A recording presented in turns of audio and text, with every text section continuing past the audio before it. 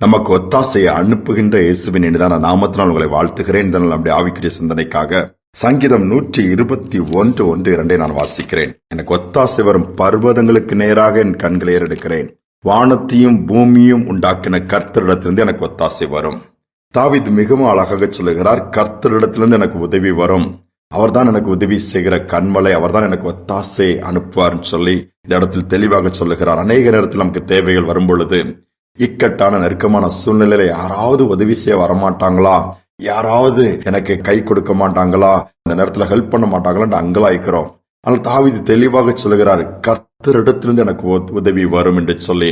ஏன்னா அவருடைய வாழ்க்கையின் அனுபவங்கள் அப்படிதான். இக்கட்டான சூழ்நிலை, எல்லா சூழ்நிலையிலும் கர்த்தரிடத்திலிருந்து உதவியை பெற்றுக்கொண்டு சாதித்ததை வேதத்திலே நாம் பார்க்க முடியும். எப்படி? ஏனென்றால் ஒருவேளை இன்னைக்கு ஒத்தாசை வர வேண்டும், உதவி வர வேண்டும்னால் செய்ய வேண்டிய காரியம் ஒன்று இருக்குது. நம்முடைய கண்கள் மற்றவர்களை, சுற்றில் உள்ளவர்களை தேடாமல் கர்த்தரை தேட வேண்டும், கர்த்தரை நோக்கி பார்க்க வேண்டும். அதைதான் இந்த வசனம் சொல்லுகிறது. எனக்கு ஒத்தாசை வரும் பர்வதங்களுக்கு நேராக, எனக்கு ஒத்தாசை வரும் பர்வதத்தின் ஆண்டவரை நோக்கி என் கண்களை நான் ஏறெடுப்பேன். அங்கிருந்து எனக்கு உதவி வரும். நம்ம ஆண்டவரை நோக்கி பார்க்கும் பொழுது நிச்சயமாகவே உதவி செய்வார். ஆனால் ஆண்டவரை நோக்கி பார்க்காத போது எப்படி உதவி கிடைக்கும்? மனிதர்களில் அல்லவா பார்க்கிறோம். ஆபிரகாமுடைய வாழ்க்கையை பாருங்கள். தன்னுடைய சொந்த மகனை, ஒரே மகனை பலியிடும்படி ஆண்டவர் சொன்னாரு. போறாரு, பலியிட கூட்டிட்டு போறாரு. ஆதியாகமம் 22 சொல்லுகிறது. பலியிடுகிற அந்த டைம் வரும் பொழுது ஆண்டவர் அதை தடுத்து நிறுத்தி அங்க பலியிடுவதற்காக ஒரு ஆட்டுக்கடாவை ஏற்படுத்தி கொடுக்கிறாரு. ரைட் டைமுக்கு உதவி பண்றாரு பாருங்க. நாம் ஆண்டவருடைய வார்த்தைக்கு கீழ்ப்படிந்து அவரே நோக்கி பார்ப்போமானால் சரியான நேரத்துல, சரியான இடத்துல, சரியான விதத்துல, சரியான நபர் மூலமாக அல்லது எப்படியாவது உதவி செய்து விடுவார். ஒரு அருமையான திருமணம் ஏற்பாடு நல்ல முறையில நிச்சயம் பண்ணி, எனக்கு திருமண நாள், பொன் வீட்டாரும் மணமகன் வீட்டாரும் வேகமா எல்லாவற்றையும் அந்த ஆலயத்திற்கு போக வேண்டிய காரியங்களுக்காக ஆயத்தமாய் கொண்டிருக்கிறாங்க. பொண்ணு ரெடி ஆயாச்சு, மாப்பிள்ளை வீட்லயே ரெடி ஆயிட்டாங்க.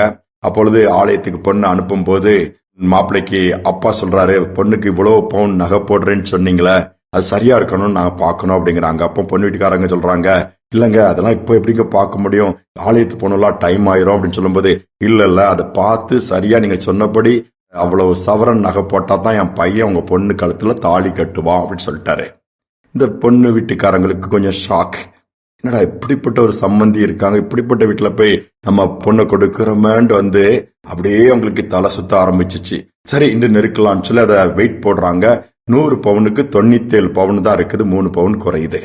உடனே பையனுக்கு அப்பா சொல்லிட்டாரு, பையனை பார்த்துட்டே 3 பவுன் குறையுது, நீ தாலி கட்டக்கூடாதுட்டாங்க. ஆலயத்திற்கு நேரம் ஆகிறது. பொண்ணு வீட்டுக்காரங்க கெஞ்சுறாங்க, 3 பவுன் எப்படியா நாங்க கொடுத்துருந்தாங்க, நீ கல்யாணம் நடக்கட்டு. நோ, அவர் கராரா சொல்லிட்டாரு. இதனால பொண்ணுக்கு அப்பாவுக்கு நெஞ்சு வலி அப்படியே உட்கார்ந்துட்டாரு. பொண்ணுக்கு அம்மா அங்கே மயங்கி விழுறாங்க. கடைசியில பக்கத்துல இருக்கலாம் தண்ணி தெளிச்சது பண்ணும்போது அங்க கல்யாணத்தை அட்டன் பண்ண வந்த ஒரு சகோதரன் என்ன பண்றான், தன் கழுத்துல கடந்த 5 பவுன் நகையை தூக்கி போடுறாரு. போட்டு வெயிட் படுப்பா அப்படின்ட்டு. இப்போ 100 பவுன் தாண்டி கூட 2 பவுனும் இருக்குது. இப்போ அவன் பையனை தாலி கட்ட சொல்லு அப்படின்னாப்ல. சரின்னு இந்த மனுஷனை ஒத்துக்கிட்டு ஆலயத்துக்கு போறாங்க. தாலி கட்டு முடிஞ்சு எல்லாம் நடந்துச்சுது. பாருங்க எப்படிலாம் மனிதர்கள் இருக்கிறாங்க. இது ஒரு கிறிஸ்தவ கல்யாணம் தான். இப்ப எல்லாம் துக்கம் தான் நடந்தது. என்ன தெரியுமா? கர்த்தர் இதெல்லாம் பார்த்தாரு. இந்த மாதிரி கராரா இருந்த அந்த மணமகன் தகப்பா அவங்க எல்லாம் கடைசியில நடந்தது என்ன தெரியுமா? இன்னைக்கு அவங்களுக்கு சாப்பாடு போடுறது இந்த பொண்ணு வீட்டுக்காரங்க தான். சூழ்நிலை தலைகீழா மாறிடுச்சுது. அந்த நேரத்துல கல்யாணம் நின்றுமோ, பிள்ளை வாழ்க்கை இப்படி ஆயிருமோன்னு ஒரு பயம் இருந்துச்சு. ஆனா ஆண்டவர் பார்த்தாரு, சரியான ஒரு நபருடைய மனசுல யாருங்க 5 பவுன் எடுத்து கொடுப்பாங்க அந்த இடத்துல? நான் கூட பிறந்தவங்க கூட யோசிப்பாங்க, கொடுத்தா வருமானலாம் பல கணக்கு போடுவாங்க.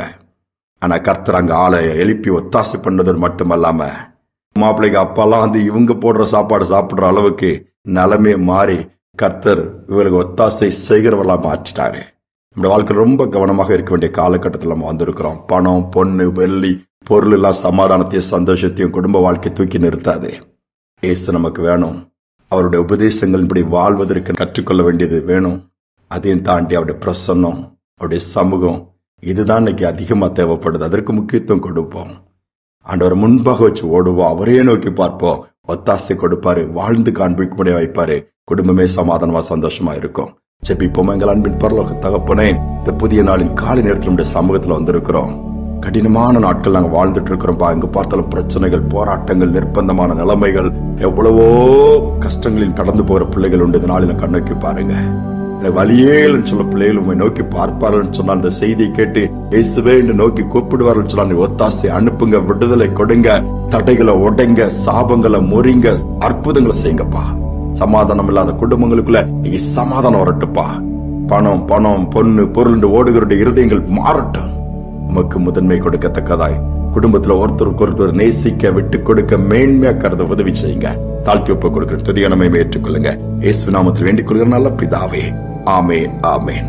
கண்களை கர்த்தரை நோக்கி ஏறெடுப்போம், அவரை நோக்கி பார்ப்போம். ஒத்தாசை வரும். இந்த சிந்தனையோடு இந்த நாளை தொடர்வோம். மீண்டுமாய் நாளை தினம் சந்திப்போம்.